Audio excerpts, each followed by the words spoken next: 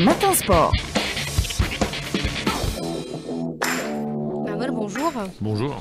L'Algérie fait son grand retour au bureau exécutif de la Confédération africaine de football. Juste à titre de rappel, au COMEX, ce qu'on appelle le COMEX, c'est le comité exécutif de la Confédération africaine de football.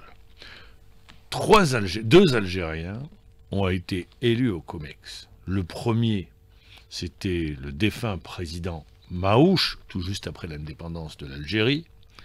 Décédé le président Maouche, il y a eu plusieurs tentatives et à chaque fois, ça s'est soldé par un échec. Il aura fallu attendre Mohamed Rawraoua, qui a intégré le COMEX en 2004. Et puis, depuis 2017, plus rien. Il y a eu deux tentatives, elles se sont soldées par un échec. Aujourd'hui, c'est une voie royale pour le président de la Fédération algérienne de football. C'est grâce à la diplomatie algérienne, qui a pesé de tout son poids pour, à travers toutes les connexions, faire en sorte que le président de la Fédération algérienne de football soit élu ou soit seul candidat pour pouvoir siéger au niveau du COMEX. Ça, c'est un point important à souligner, puisqu'il y avait un candidat tunisien et la diplomatie a fait en sorte que le candidat tunisien ne se présente pas et que Walid Sali ait une voie royale pour pouvoir siéger au niveau du COMEX. Le COMEX, c'est là où se prennent toutes les décisions concernant le football continental. C'est bien d'y être, d'exister. L'enjeu, c'est de pouvoir peser au niveau du COMEX.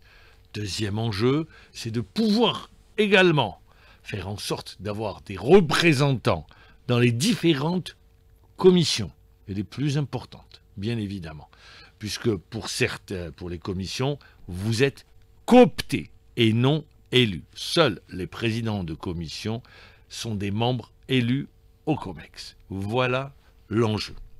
Deuxième enjeu de cette Assemblée générale qui se déroule aujourd'hui au Caire, c'est l'élection, il est candidat unique également, de Patrice Motsepe, qui a déjà été élu pour un mandat et qui a sollicité un deuxième mandat. Alors Motsepe, le Sud-Africain, rappelons-le, c'est le verre à moitié plein, ça dépend comment on le regarde, soit à moitié plein, soit à moitié vide. Motsepe est arrivé, mais depuis beaucoup pour les acteurs du football continental, le mandat de Motsepe n'a pas été un mandat dynamique. Motsepe, déjà, se tient bien loin de par ses activités. Rappelons-le que c'est un homme d'affaires avant tout. Et donc, de par ses activités professionnelles, il est bien loin de la maison mère dont le siège est au Caire. Ça, c'est un premier point. Pour les acteurs du football, et on l'a senti à travers les différentes décisions qui ont été prises, contrairement à son prédécesseur, à celui qui est resté bien longtemps à la tête de la CAF, je parle du regretté président Issa Hayatou, eh bien, son influence a largement diminué au niveau international pour la Confédération. Et on le dit sous influence de Gianni Infantino, le président de la FIFA. D'ailleurs, c'est lui qui a fait en sorte que Motsepe soit porté une première fois à la tête de la Confédération africaine de football, en amenant les potentiels candidats à se désister, à accepter des postes de vice-président pour ouvrir une voie royale au président Motsepe. Sur son programme, bien évidemment, on l'a vu, les grandes lignes, c'est de faire en sorte que la compétition phare puisse avoir une grande visibilité. Vous avez compris de quoi je parle. Je parle de la Coupe d'Afrique des Nations. Ce qui aujourd'hui n'est pas le cas. Pourquoi? Avec les plusieurs changements de dates. Et ça, c'est la FIFA qui a fait en sorte que les dates soient changées pour permettre aux compétitions, aux autres compétitions décidées par Gianni Infantino, de pouvoir exister. Deuxièmement, le développement du football féminin également reste l'une des priorités du président Motsepe. Il l'a fait, c'est bien. Déjà, il y a eu l'obligation pour les clubs engagés dans les compétitions africaines d'avoir une équipe féminine, de développer la Coupe d'Afrique des Nations des féminines.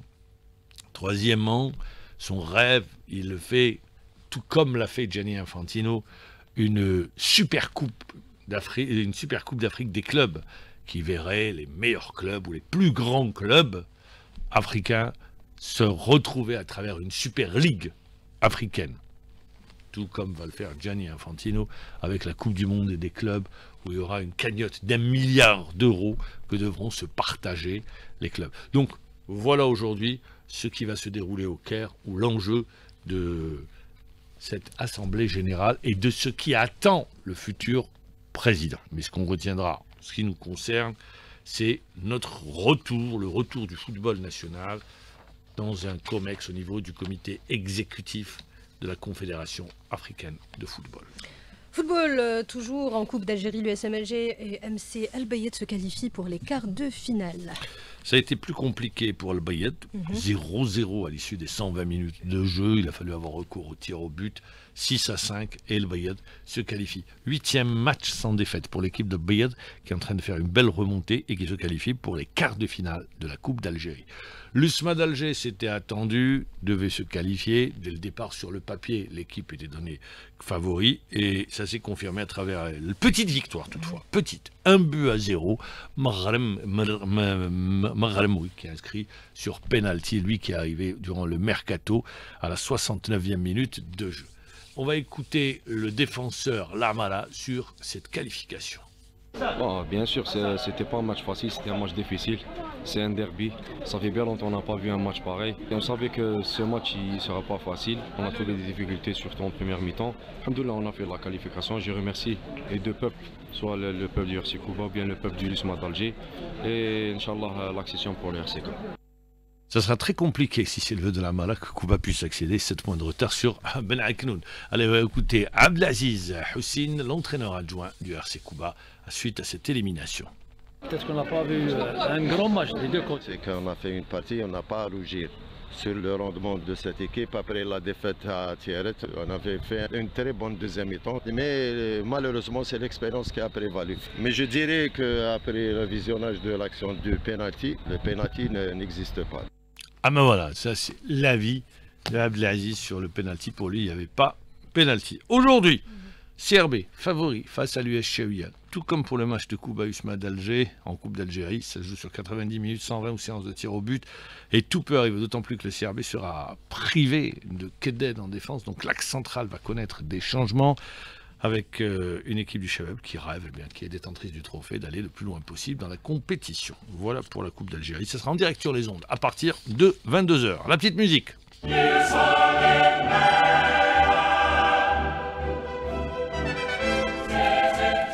Eh bien hier, sans surprise, Barcelone se qualifie aux dépens du Benfica Lisbonne, 4-1 sur les deux matchs. Il s'était déjà imposé au match aller, qualification actée. Le Bayern de Munich également, sans surprise, vainqueur 3-0 au match aller, 2-0 sur ce match retour. L'Inter de Milan, qui aura encaissé depuis le début des éliminatoires que 2 buts hier, s'est imposé 2-1 devant Feyenoord et se qualifie pour le prochain tour. Et je vous donne le programme, ce sera l'Inter, Bayern de Munich en quart de finale.